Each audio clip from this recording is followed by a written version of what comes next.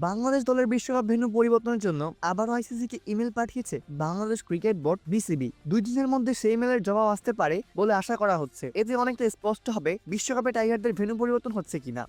গুঞ্জন রয়েছে, এর আগে বিসিবির দা মেলে ভেন্যু পরিবর্তনের কথা বললেও আলাদাভাবে দেশ পরিবর্তনের কথা বলা হয়নি। তাই বাংলাদেশের ম্যাচগুলো শ্রীলঙ্কা আয়োজনের জন্য বিসিবির যে দাবি তা স্পষ্ট হয়নি বিশ্ব ক্রিকেটের নিয়ন্ত্রক সংস্থার কাছে। দ্বিতীয় দফায় তাই স্পষ্ট করে উল্লেখ করা হয়েছে বাংলাদেশের চাওয়া বিশ্বকাপের ম্যাচগুলো সরে যাক ভারত থেকে।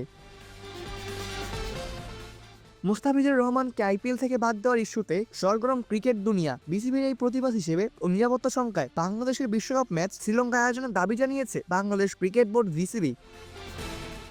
ভারতের সাথে এই টি-20 বিশ্বকাপের সহ আয়োজক শ্রীলঙ্কা। পাকিস্তানের ম্যাচগুলো ভারতের পরিবর্তে শ্রীলঙ্কা অনুষ্ঠিত হবে। যদিও বাংলাদেশের গ্রুপ পর্বের 4টি ম্যাচ খেলতেই ভারতে যাওয়ার কথা ছিল, বিসিবির অনুরোধে আইসিসি সম্মতি জানায় কিনা তা এবার দেখার পালা। আগামী 2-1 দিনের মধ্যেই আইসিসির জবাব বিসিবির কাছে আসতে পারে বলে ধারণা করা হচ্ছে। অপূর্ব দাস, প্লে ফার্স্ট নিউজ।